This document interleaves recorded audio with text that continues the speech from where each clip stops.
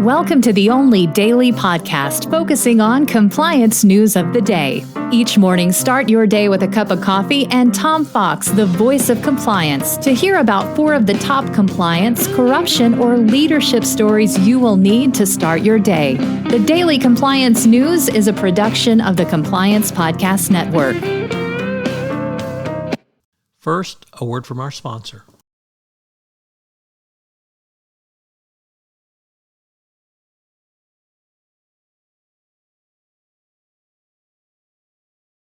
The Daily Compliance News for March 13, 2023, the Serious Fraud Office, Punts, again, edition.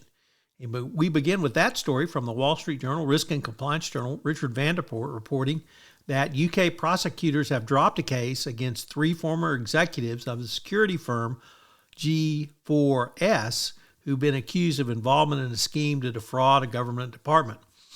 The case faced issues over sharing of evidence with the defense, and the SFO was in such dire straits with it that they decided just to punt. So, more egg on the face of the SFO. Next up, another article from the Wall Street Journal, Risk and Compliance Journal, this time from Dylan Tokar.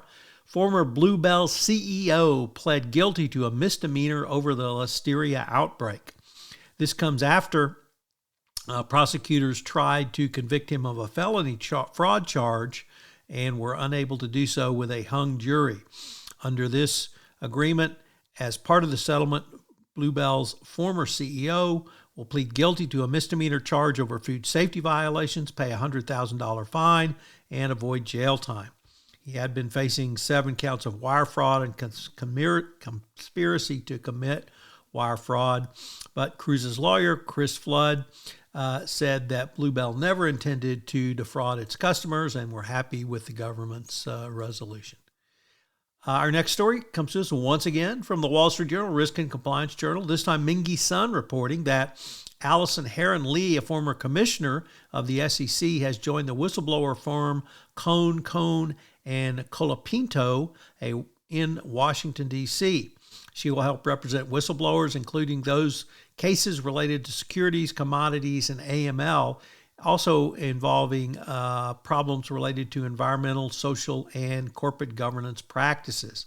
She will help guide policy relating to whistleblowing at the nonprofit National Whistleblower Center, which was founded by Stephen Cohn, a member of the firm. So, interesting development for former Commissioner Allison Heron-Lee.